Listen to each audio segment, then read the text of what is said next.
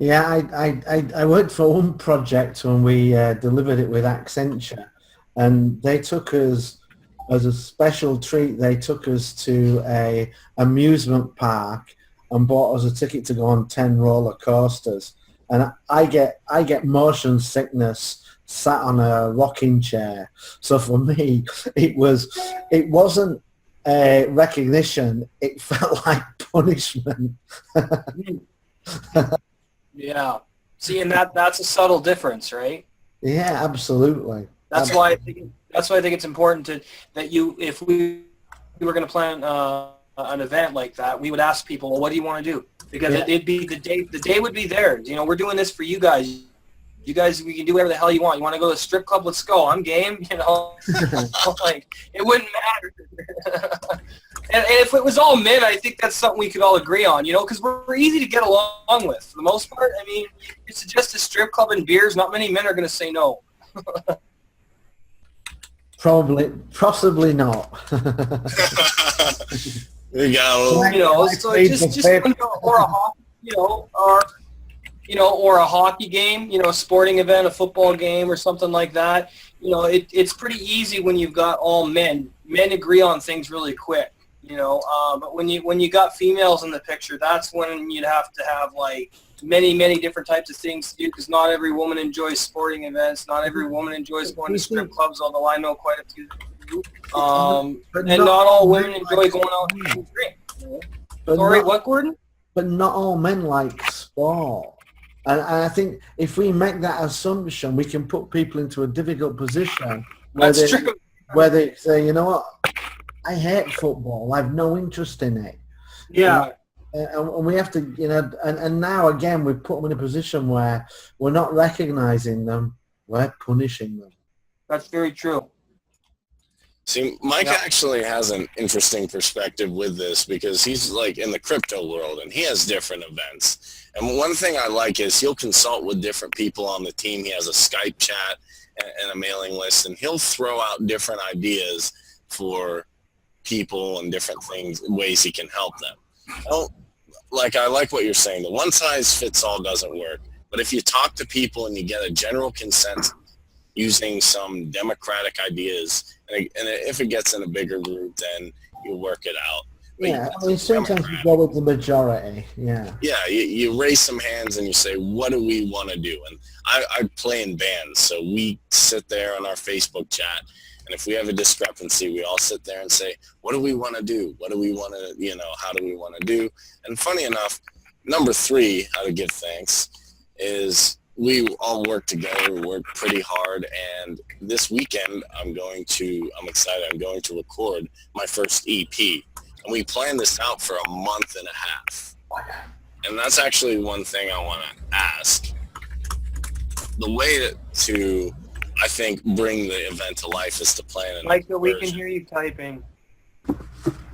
But anyway, go ahead, Kareem. But anyway, number 3, plan an excursion. When you finally decided, Gordon or Chris, and you pull everything out of the hat and say, okay, here's what we're going to do. Here's the interesting thing I want to ask.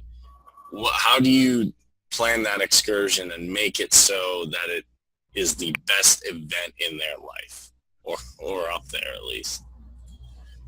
Anyone can take the ball. Well, you'd ask questions. That's what I would do. I would ask them questions. What's close to their heart? What's one thing they've never done that they would like to do?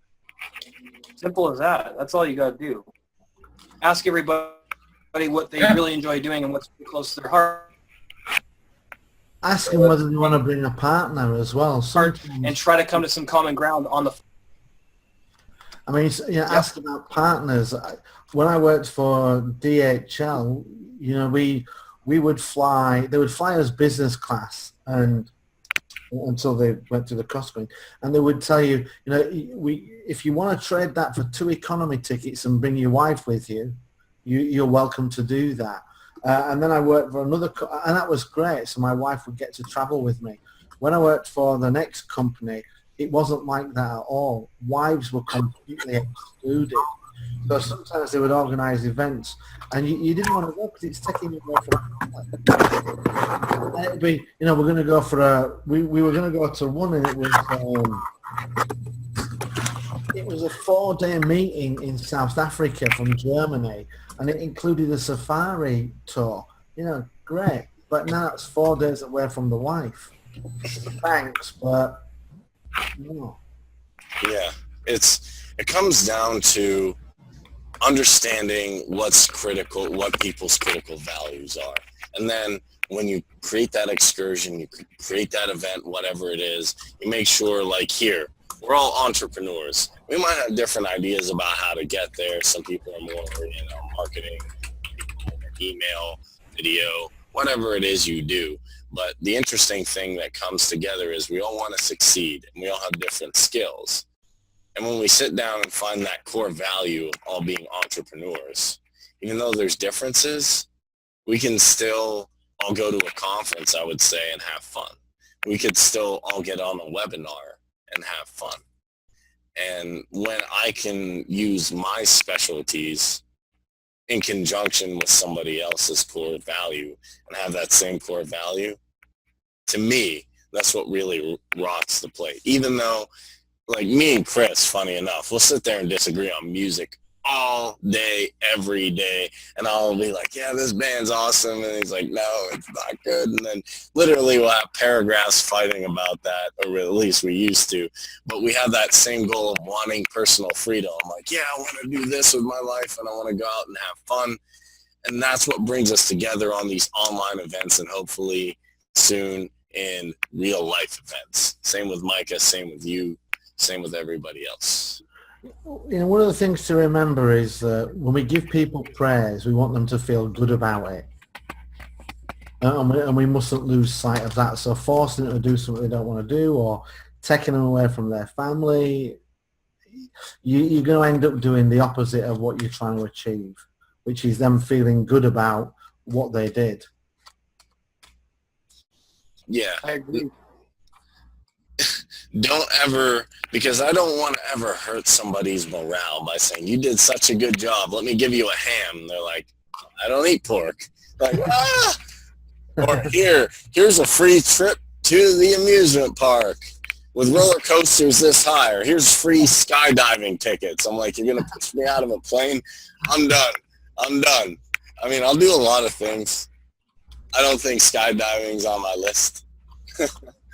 I mean, why would you jump out of a perfectly good aeroplane? Yes. There would have to be a very good, I mean, if Carrot Top's on the plane, then yes, I'll consider skydiving. If Amy Schumer comes and tells comedy, yes, I'll consider it. But if it's on fire. If One Direction is on the plane, definitely I will go skydiving. Well, if One Direction's on the plane, I'm finding a way to shoot it down. but you don't want to do that, and that's why this whole democratic. Yeah, I do. That's why when people go, what does everybody want to do, and then raise hands and having this discussion, they seem like a small thing, like, oh yeah, let's give gift cards. Be good.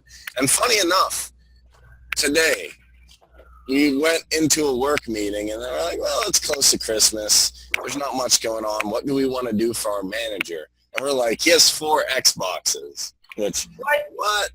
And then, true story. And then I said, 4 Xboxes. And I was like, that's crazy. But he has one for each member of his family. And we said, why don't we all get him a Best Buy card where he can buy 1 game or 2 games? Brilliant. Because we sat down, we thought it out, we looked at the person's interests, and we found a way to give thanks. And this is especially important around the Christmas, Thanksgiving, the New Year's time. Taking an extra look at what somebody just might love. And then as an entrepreneur and as a friend and as a family member, you can really show them, hey, I care. By, either giving them a gift that they'll love, a cruise that they'll love, or a gift card if it is, or just giving them a compliment that can even work. Funny enough, number 4 is giving them a personal note. Because sometimes I'm at a loss, but I know if I write a good card, and I'd like to still say, I really do believe it's the thought that counts. Out of all these things, no matter what you do, yeah, the one thing I completely agree with girls on is it's the thought that counts.